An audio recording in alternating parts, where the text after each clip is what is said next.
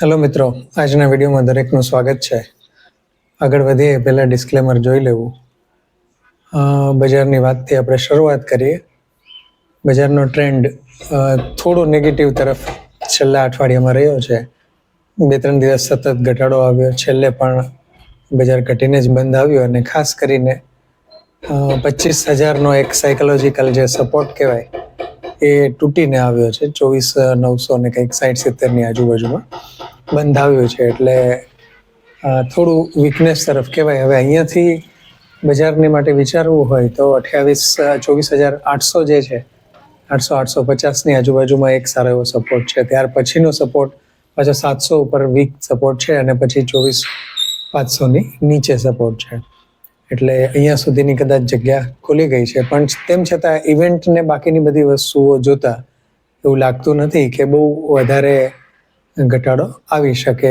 કારણ કે આમ ખરેખર છે ને અંડરટોન બજારનો તેજીમાં છે. બધા લોકોને તેજી કરવી છે, પણ હજી ફેવરેબલ કન્ડિશન્સ નથી અથવા તો ઇવેન્ટ કોઈ એવી ધમાકેદાર મળી જાય તો ઉપરની તરફ જ બજાર બ્રેકઆઉટ આપે એવી પૂરેપૂરી શક્યતા છે. પણ અત્યારની પરિસ્થિતિ તો આ છે. અને આમ જોવા જઈએ તો જે ધીરજવાન રોકાણકારો છે એમના માટે એક તક છે નીચેના ભાવે એડ કરવાની. જો કે હજી સારી સ્ક્રિપ્ટમાં કોઈ એટલો બધો ભાવનો ઘટાડો નથી આવ્યો, પ્રમાણમાં જળવાઈ રહ્યો છે એમના ભાવ, અને એટલા માટે તો આપણે એમને સારી સ્ક્રિપ્ટ કહેતા હોય. બાકી ટ્રેડિંગ સ્ક્રિપ્ટ હોય એમાં બની શકે કે ઘટાડો આવ્યો હોય તો એ એડ કરવા માટે ક્યારેક ઓપોર્ચ્યુનિટી આપે. એક ઉદાહરણ આપું, આમ તો ઘણી વખત ઉદાહરણ આપ્યું છે સીજી પાવર, કે જે મોમેન્ટમ પોર્ટફોલિયોમાં હોય. મોમેન્ટમ એટલે કે 2-3-4 મહિના માટેનો વ્યૂ લીધો હોય, ટૂંકા ગાળાનો, બહુ લાંબો 2-3 વર્ષ માટેનો નહીં. જોકે એ સ્ટોક તો 2-3 વર્ષ માટે પણ સારો લાગે છે, પણ 100નો કે 90થી 100ની વચ્ચેના પીઈના જે શેરો છે ને, એમાં લોંગ ટર્મ માટે થોડું વિચારવું જોઈએ. કરેક્શન વખતે જો મળે ને તો એને લાંબા ટાઈમ માટે એકમેન્ડ કરી શકાય. પણ સીજી પાવર ફરીથી જ્યારે 660થી નીચે કે 640-620ની રેન્જ જે છે એ મારા પોર્ટફોલિયોમાં ભેગા કરવા માટેની એક એટ્રેક્ટિવ રેન્જ કહી શકાય. અને 700થી ઉપર જાય છે ત્યારે એમાંથી ઘટાડો જે કહેવાય હોલ્ડિંગ થોડું ઓછું કરવાનું સામાન્ય રીતે ચાલતું રહેતું હોય છે. હવે આજે જે આપણે વાત કરવાની છે એ આમ જોવા જઈએ ને તો અત્યાર સુધીમાં પહેલી વખત આ સેક્ટરને આપણે ડિસ્કસ કરીએ છીએ. એનું કારણ એ છે કે છેલ્લા ઘણા વર્ષોથી આ સેક્ટરે કોઈ ખાસ એવું ઓલ ઓવર સેક્ટરે રિટર્ન નહોતું આપ્યું અને 2-3 વર્ષથી સુસ્ત હતું. ભલે કેટલીક કંપનીઓ અલગથી નીકળી જતી હતી એમાંથી, પણ ઓલ ઓવર સેક્ટર હવે છેલ્લા 4-6 મહિનાથી લાઇમલાઇટમાં આવ્યું છે, અને એ છે NBFC, non banking finance sector જે કહેવાય. આમ તો ખરેખર બેન્કિંગ અને એનબીએફસી બંનેમાં અત્યારે કરંટ જોવા મળે છે.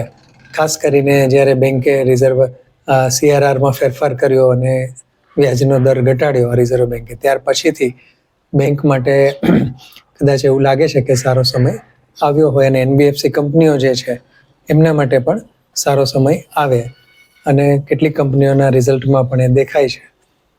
સૌથી પહેલાં જે વાત કરવી હતી, મૂળ જે વિચાર જે છે એક વ્યૂ ઉપરથી, કે એચડીબી ફાઇનાન્શિયલ સર્વિસીસ કે જેનો હમણાં આઈપીઓ આવ્યો હતો અને લિસ્ટિંગ થયું. લિસ્ટિંગમાં લગભગ કંઈક 100-150-125 રૂપિયા જેવો ગેઇન મળેલ છે આપેલા પ્રાઇસથી. પણ એચડીબી ફાઇનાન્શિયલ્સ તો ખરેખર જ્યારે બજારમાં આઈપીઓ નહોતો આવ્યો ત્યારે પણ લિસ્ટેડ હતો. અનલિસ્ટેડ સ્ટોક જ્યાં ટ્રેડ થતા હોય ત્યાં એમનું ટ્રેડિંગ થતું હતું, અને લગભગ 1200 રૂપિયા 1300 રૂપિયા સુધીના ભાવે પણ આ સ્ટોક ટ્રેડ થયેલો છે. એટલે ઘણા લોકો પાસે કદાચ એ ભાવના પણ પડ્યા હોય. જોકે અનલિસ્ટેડ સ્ટોક જે છે ને એમાં પ્રાઇસ ડિસ્કવરી અઘરી છે ઘણા, એટલે એ વસ્તુને ધ્યાનમાં રાખવી જોઈએ. પણ એચડીબી ફાઇનાન્શિયલ્સ જે છે એચડીએફસી ગ્રુપની જ એક કંપની છે અને નોન બેન્કિંગ ફાઇનાન્સ કંપની છે. કારણ કે એચડીએફસી જે છે એની બે મેઇન એન્ટિટી હતી, એચડીએફસી બેંક અને એચડીએફસી લિમિટેડ. એચડીએફસી લિમિટેડ જે પ્યોરલી હાઉસિંગ ફાઇનાન્સ હતી અને એચડીએફસી બેંક બેન્કિંગમાં હતી, એ બંને હમણાં મર્જ થઈ અને એક સિંગલ કંપની એચડીએફસી બેંક બની ગઈ. પછી આ જે કંપની છે એ એનબીએફસી છે, અને સામાન્ય રીતે બેન્કિંગ કરતાં એનબીએફસી જે છે એને થોડી નિયમોમાં છૂટ મળતી હોય, લેન્ડિંગ માટેની અને બીજી પણ, અને એમના વ્યાજના દર જે છે એ વધારે હોય, એ થોડા ઊંચા ઇન્ટરેસ્ટથી લોન આપતી હોય છે. સામે એમની લોનની કોસ્ટિંગ જે કહેવાય કેપિટલની, એ પણ થોડી કદાચ વધારે રહેતી હોય, અને સામે પક્ષે જોખમ જે કહેવાય, કારણ કે કેટલીક અનસિક્યોર્ડ લોન જે છે એ પણ એનબીએફસી આપતી હોય છે. એટલે એમની લોન થોડી રિટર્ન હાઈ હોય બેંક કરતાં, પણ લોન જે છે એ થોડી જોખમી રહેતી હોય છે. એટલે આ રીતે એમનું કામકાજ છે. પણ આવનારા 2-3 વર્ષ હજી એવું લાગે છે કે NBFC અને બેન્કિંગ માટે સારા રહેશે જે કાંઈ ફેરફાર છે એમાં. કારણ કે વચ્ચેનો એક સમય એવો હતો કે કેટલી બધી બેન્કો અને ફાઇનાન્સ કંપનીઓ NPA જાહેર કરતી હતી, નાદાર થતી હતી, ડૂબી ગઈ ઘણી કંપનીઓ. વચ્ચે એક સમય એવો હતો અને NPA વધતા જતા હતા. પછી NPA કંટ્રોલ કરવા માટેની એક આખી રેસ આવી બેન્કિંગમાં અને ઘણી બેન્કોએ ખૂબ સારી રીતે પોતાના NPA જે છે એ કંટ્રોલ કર્યા છે, નોન પરફોર્મિંગ એસેટ જેને કહેવાય. એટલે દાખલા તરીકે કોઈ બેંક છે એનો NPA 2% હોય તો એનો એમ થાય કે 100 રૂપિયાનો જે બિઝનેસ કરે છે ને એમાંથી 2 રૂપિયા એને જતા કરી દેવાના છે, એ પાછા આવવાના નથી. પછી એમાં ગ્રોસ NPA અને નેટ NPA હોય છે. ગ્રોસ NPA જે છે એ કુલ હોય કે જેમાં હજી કદાચ શક્યતા હોય આવવાની, રિકવરી માટેનો પ્રયત્ન ચાલુ હોય, એ રકમ એમાં આવતી હોય. અને નેટ NPA એટલે લગભગ બેંકે નક્કી કરી નાખ્યું હોય કે હવે આ રકમ આવવાની નથી. આ રીતે બેંકોને પ્રશ્ન હતો અને NBFC પણ એમાં આવી જાય છે. તો મેઇનલી HDB ફાઇનાન્શિયલ્સ જે છે એનું NPA પ્રમાણમાં બહુ કંટ્રોલ છે. HDFC ગ્રુપ છે એટલા માટે.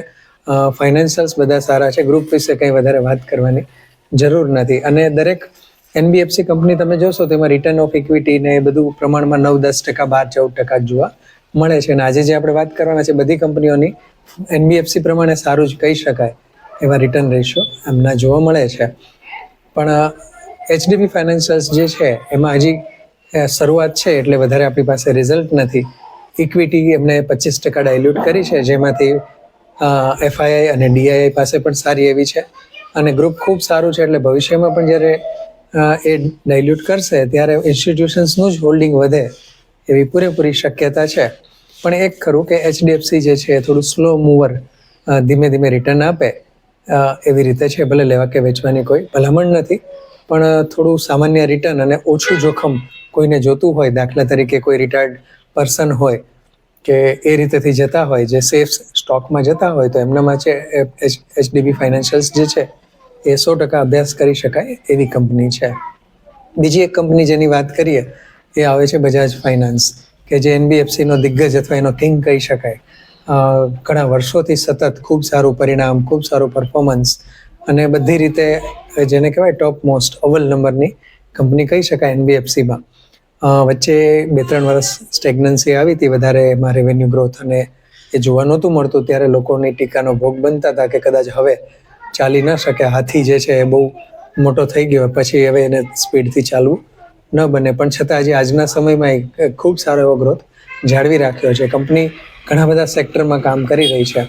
મેઇનલી બજાજ ફાઇનાન્સ જે છે કે જે 900થી 1000ની વચ્ચેનો ભાવ છે, એ મૂળ જે કહેવાય ને કે એમાં બજાજ ફિનસર્વની આ પેરેન્ટ કંપની એની બજાજ ફિનસર્વ છે.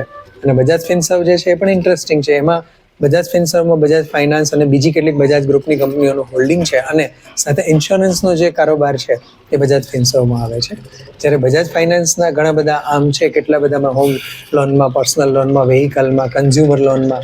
એક સમયે કન્ઝ્યુમર લોનમાં એમનો દબદબો હતો. કોઈ પણ ઇલેક્ટ્રોનિક શોપમાં કે મોટા મોલમાં કે એમાં તમે જાઓ ટીવી કે LED ફ્રીજ કે એવું બધું લેવા, એટલે બજાજ ફાઇનાન્સની લોન એમાં અવેલેબલ હતી. અને આખી બહુ એગ્રેસિવ સ્ટ્રેટેજીથી કંપનીએ કામ કર્યું હતું અને ખૂબ સારું કસ્ટમર એક્વિઝિશન કરેલું હતું એક સમયે.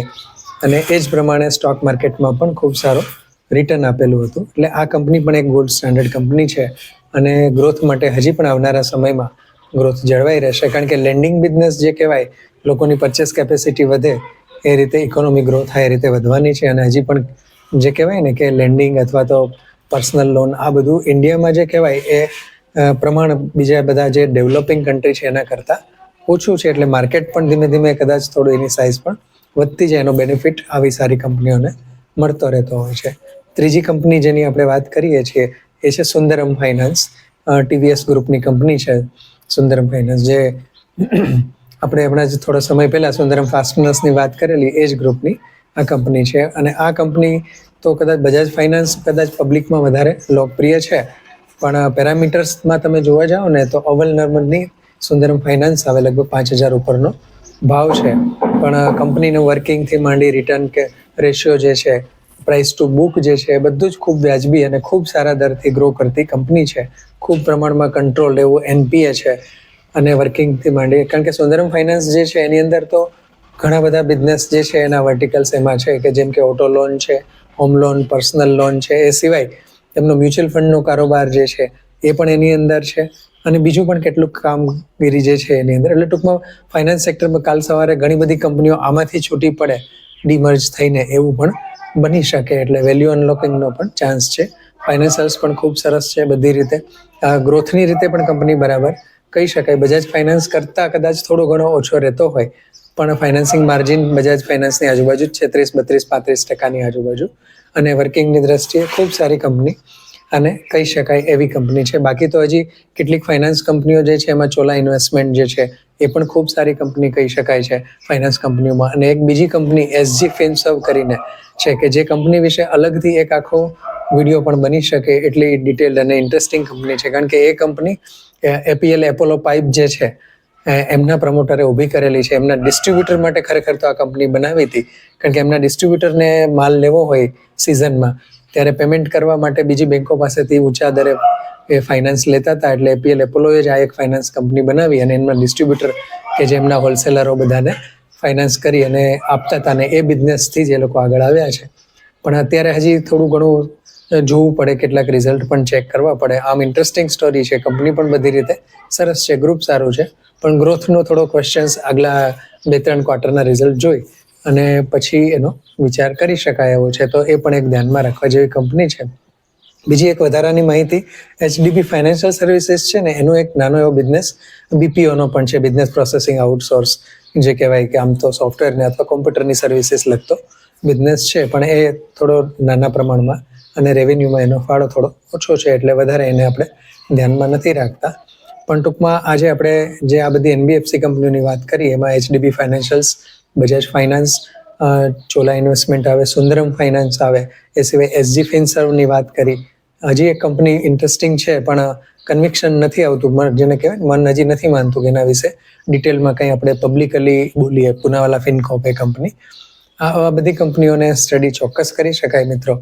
તો તમે પણ આનો અભ્યાસ કરો, અને આ માહિતીમાં કદાચ કંઈ વધારે તમને ધ્યાનમાં આવે તો તમે એડ કરી શકો, કારણ કે ચેનલના સબસ્ક્રાઈબર ઘણા ગુણીજનો છે કે જેમને ઘણો અમુકનો સ્ટડી પણ ખૂબ સારો છે અને બજારનો અભ્યાસ પણ કરતા હોય છે. એટલે એ ચોક્કસ કોમેન્ટ શેર કરજો મિત્રો. લાઈક, શેર અને સબસ્ક્રાઈબ કરવાનું ભૂલશો નહીં. ધન્યવાદ. જય હિન્દ મિત્રો.